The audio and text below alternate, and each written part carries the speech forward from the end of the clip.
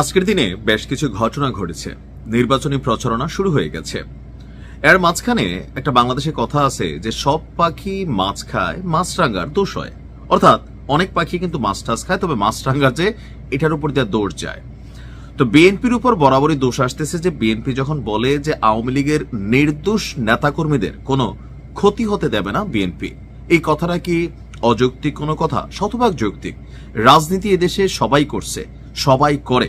কেউ রাজনীতির পক্ষে গিয়ে সন্ত্রাসী কর্মকাণ্ড করে, কেউ চাঁদাবাজি করে, কেউ আবার জনগণের সেবা করে, কেউ আবার ভালো লাগার জন্য কোনো না কোনো দলকে সাপোর্ট করে। তো এটা বাংলাদেশের গণতান্ত্রিক অধিকার। এখন যেই মানুষটা রাজনীতি করছে কিন্তু কোন রকম অন্যায় কাজে লিপ্ত হয় নাই, অথবা কোনো চাঁদাবাজি করে নাই, কোনো সন্ত্রাসী কর্মকাণ্ড করে নাই, সেই লোকটা আওয়ামী লীগ করার কারণে অথবা আওয়ামী লীগের কমিটিতে থাকার কারণে অনেকেই এখন গ্রেপ্তারের শিকার হচ্ছেন, বিভিন্ন ধরনের মামলা বাণিজ্যের শিকার হচ্ছেন, হ্যারাসমেন্টের শিকার হচ্ছেন। আর এই বিষয়গুলোকে মাথায় রেখে বিএনপি মনে করছে যে আওয়ামী লীগের যারা নির্দোষ নেতাকর্মী আছেন তাদেরকে এই ধরনের হেনস্থা করার সুযোগ নেই বা করাটা উচিত না, এটা একটা অন্যায়। আর সেই কারণে আজকে মির্জা ফখরুল ইসলাম যখন এই বক্তব্য দিলেন, কমেন্ট সেকশনে জামাতের নেতাকর্মীরা মির্জা ফখরুল ইসলামের 14 গোষ্ঠী উদ্ধার করলেন। কিন্তু জামাতেরই একজন নেতা আমির ডক্টর তাহের সাহেব, ওনার সাথে যে একজন ব্যক্তিকে নিয়ে আজকে ছবি প্রকাশিত হয়েছে, তিনিও আওয়ামী লীগের আমলে একজন প্রভাবশালী আওয়ামী লীগ নেতা, কিন্তু জামাতের আমিরের সাথে স্টেজে আছে, তাহলে সেটা কি অন্যায় না? হ্যাঁ, ওই লোকের বিরুদ্ধে হয়তো কোনো মামলা টামলা নাই, আমি জানি না, বাট এটাও তো ভাইরাল হয়েছে। এখন দেখেন, আগামী নির্বাচনে কারা ক্ষমতায় যাবে এই ভোটের ফ্যাক্ট হচ্ছে আওয়ামী লীগ। আওয়ামী লীগ এদেশে নাই বলল, এখনো ন্যূনতম 20 থেকে 25% ভোট আওয়ামী লীগের রিজার্ভ ভোট আছে। এই ভোটগুলা সিলেক্ট করবে যে ক্ষমতাতে কে ঢুকবে কে ঢুকবে না। আপনি এনসিপি বলেন, চরমোনাই বলেন, জামাত ইসলাম বলেন, বিএনপি বলেন, প্রত্যেকেই তাদের নিজস্ব লোকাল এরিয়াতে আওয়ামী লীগের যে সকল ভালো মানুষ আছে, নেতাকর্মী আছে, ভোটগুলো আছে, এগুলোকে পাবার জন্য তারা পজিটিভ কথাবার্তা বলতেছে, কিন্তু প্রকাশ্যে কেউ স্বীকারোক্তি দিচ্ছে না।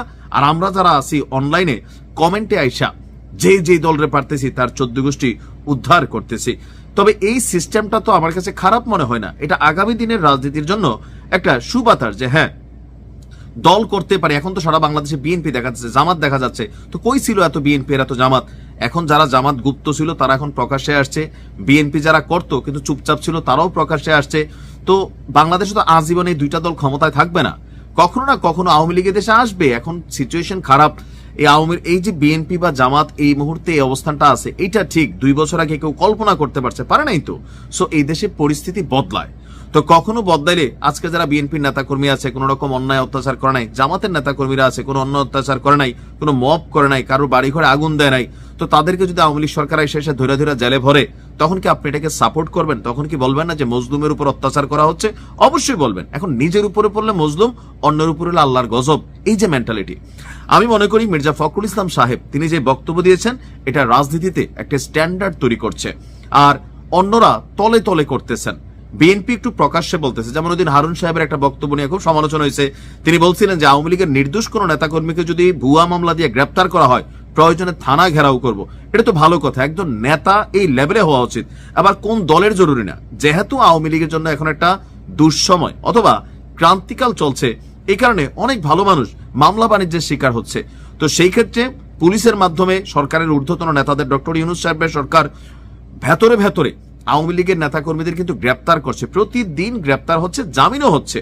তো কমিটিতে নাম দেখলে, এই যে বানিয়াচং থানার ঘটনা কি, এই ছেলেটা জুলাই আন্দোলনের যোদ্ধা, কিন্তু তাকে কমিটিতে নাম থাকার কারণে তাও 23 না 24 তাকে গ্রেপ্তার করে বসছে। তো এই ধরনের ঘটনাগুলোই তো সমাজকে নাড়া দেয়। বিএনপি প্রকাশ্যে যে ঘোষণাগুলো দিচ্ছে এগুলা পজিটিভ হিসাবেই আমি মনে করছি, কারণ রাজনীতিতে এই সৌহার্দ্যপূর্ণ সম্পর্ক থাকতে হবে। আমরা এক একজন এক এক দল করতে পারি, কিন্তু একই এলাকার মানুষ।